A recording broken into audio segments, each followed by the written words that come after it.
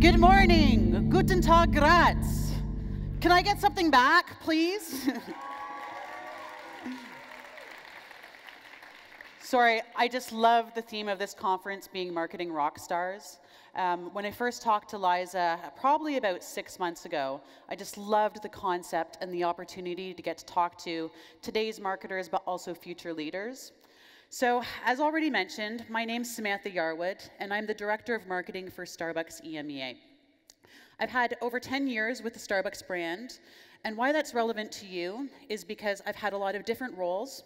I've worked in different countries. I've worked on the Canadian business.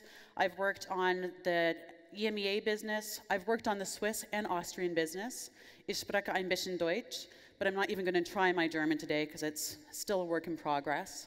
And I'm now back in Amsterdam. And my most recent role is to head up marketing and communications for EMEA, but specifically through all of the channels that we operate the Starbucks brand on, and every single one of our touch points through our retail business, through what we call office coffee, food service, so in hotels, and most importantly, digital. So as I was preparing for this conference, I started to think about what is a rock star? I mean, besides the fact that you get pretty cool gigs, you get paid a lot of money, you're really loved, you get to be on stage, see the lights, travel the world. You also have that unique opportunity to interact with people on a daily basis. And when you're interacting with them, you can make their lives better. Or if you're maybe writing a depressing song, you might bring them down and relate to them. But then it also struck me that when you think about Starbucks and that logo that's known so well, the siren, she's a bit of a rock star too. She's been around for 43 years, has traveled around the world, is present now in over 60 countries, and not only that, but she engages with people on a daily basis and builds a lot of engagement. So that's what I want to talk to you about today, is not just the siren, but how she's been able to bring and keep her fame for the last 43 years. So today, we're over 18,000 stores internationally, 62 countries, and I'm proud to say 36 of those are actually in EMEA. We have over 200,000 partners, and our partners are the people that work in our business. The reason we call them partners is because they contribute to the success of the company, and they're our most important tool to engage with our customers. On that, we serve 70 million customers on a weekly basis.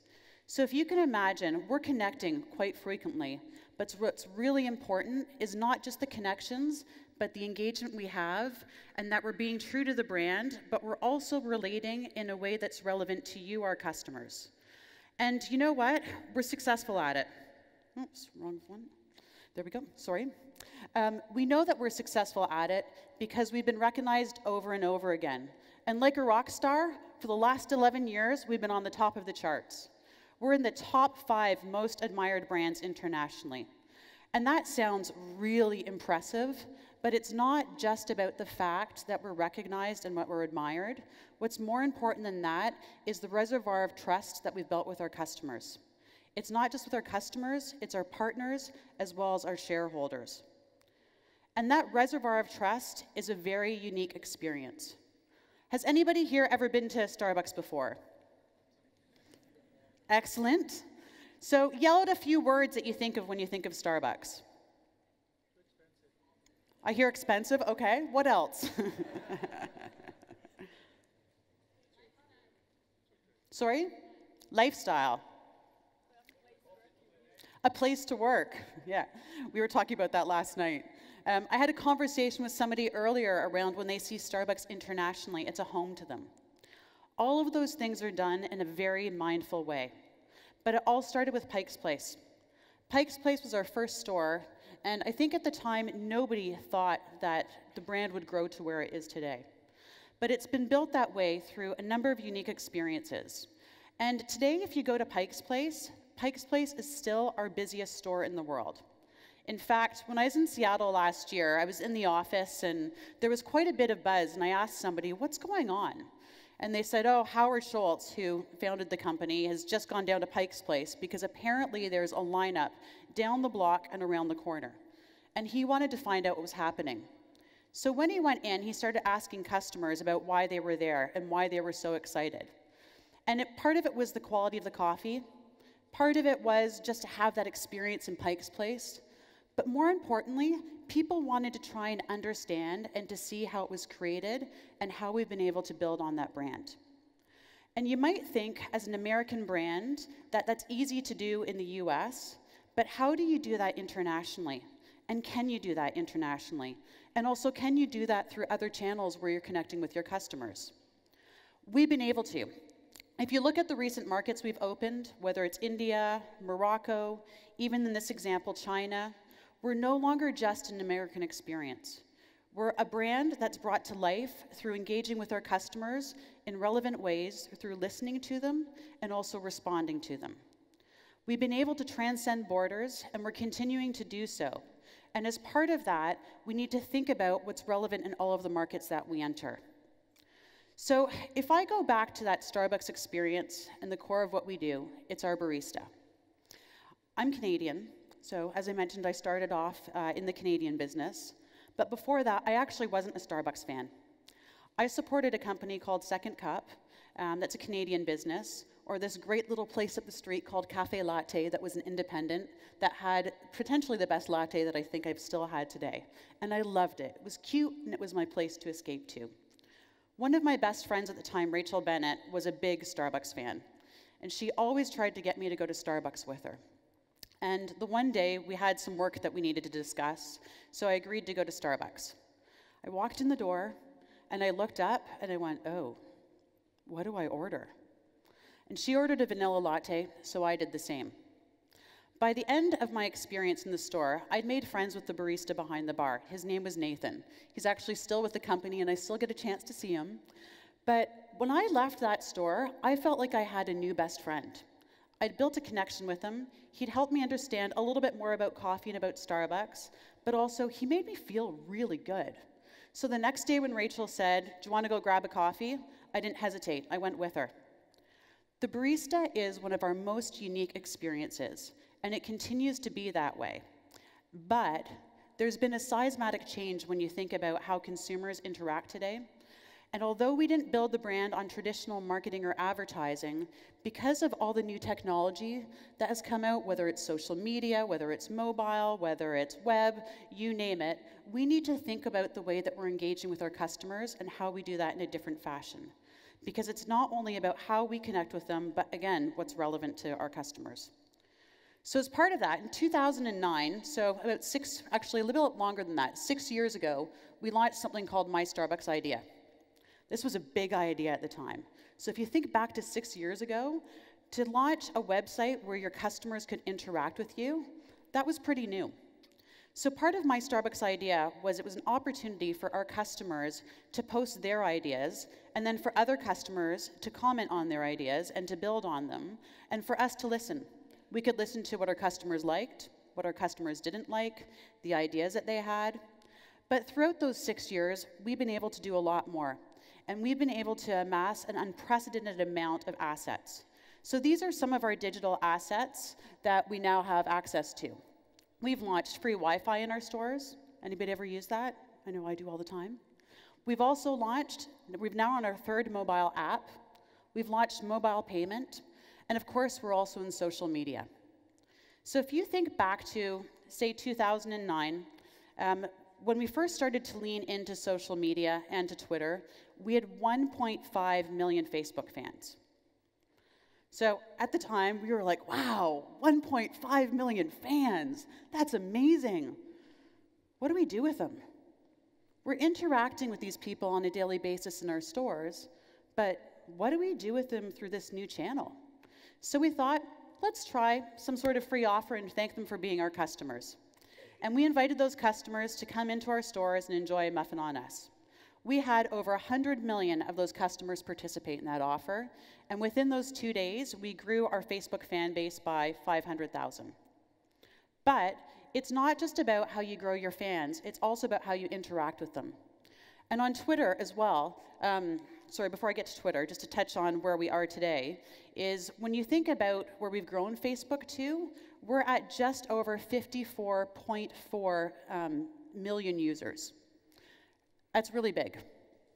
But what's actually even bigger than 54 million is 1 billion. And that 1 billion is the amount of people that we have an opportunity to interact with on Facebook. And what's key with that is the 54 million fans that we have are phenomenal. But what's even better is the way that they engage with their 1% or their 1 degree of separation, their friends. And how they're interacting with them and talking about our brand is what's important. But that's also the reach that we have. If we can figure out ways to be able to communicate in a relevant way that makes our customers want to talk about us, we've got access to 94% of the Facebook population. And that's huge. And on to Twitter. We're actually one of the largest brands on Twitter as well. When you look at our size, again, it's not about the number of followers we have, but it's about the way that we're engaging and also that they're talking about us. Literally, tens of thousands of people are talking about Starbucks right now. People are checking in saying, I'm at Starbucks. People are saying, meet me at Starbucks. They're talking about what they're having at Starbucks. There's many mentions of Starbucks. But again, it's not just about the number, it's about the content and what we're saying and what's relevant. And I wanted to show you this because this is one of my favorite tweets ever. And it is actually, true story, our most tweeted tweet ever. It's just a smile. It's nothing more. And that tells me two things. Is one, it talks about the power of social media, but two, it also talks to the engagement that we have with the database that we're communicating with. So on to our websites and mobile. So I mentioned to you that 6 years ago we had something called My Starbucks Idea. At the time, we also had a website. So what? What we've been able to do with it since then, as I already talked about, is we've launched free Wi-Fi, we have mobile apps, we have access to customers in e-commerce, we've revamped that site. But what this is this is our direct access to talk to our customers.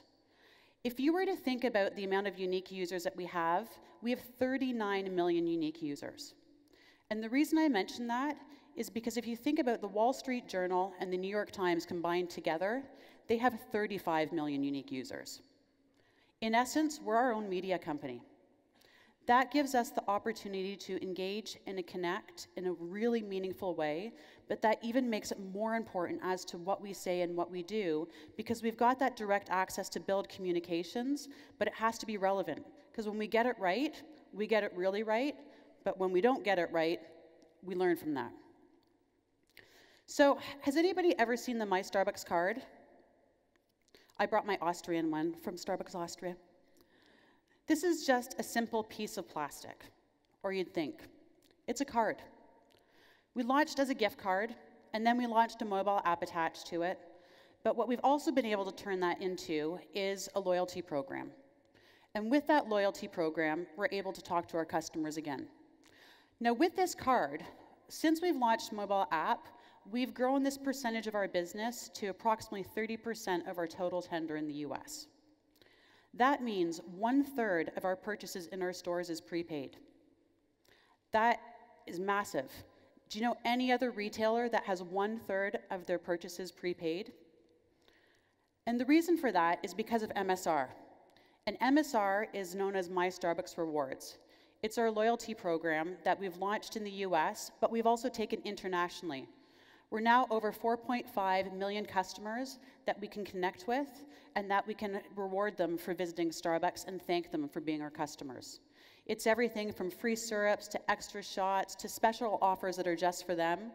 For example, we just launched summer and we have something called Happy Hour today, and any of our MSR members, they get that extended to them for an extra hour. It's taking those benefits and making it relevant so we can continue to grow. On MSR, on average, we have about 80,000 new customers that come through MSR on a weekly basis. That's equivalent to filling a rock stadium. So pretty cool. Now, I wanted to show you this image. I know you've all seen it, and it's a little bit old, but it's one of my favorite pictures ever. It's from the inauguration of Pope Francis, and what it says to me is this is how people connect, and this is how people communicate. And as cool as all the things are that we've done, what we need to make sure we're doing is that we're in the places where our customers are. And what that also means is whenever we're thinking about any marketing initiatives we're doing, we need to be driving that through our mobile apps.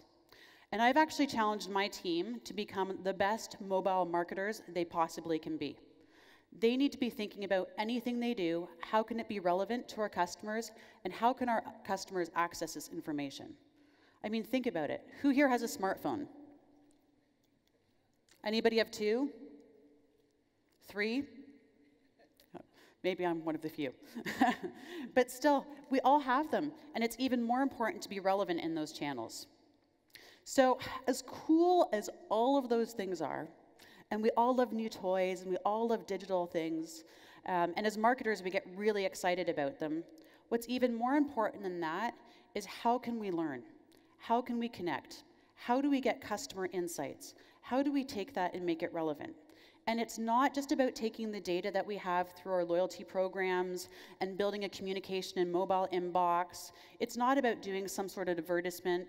What it is, it's about learning about your customer and getting insights so you can develop programs that are unique to them through any channel that we work in.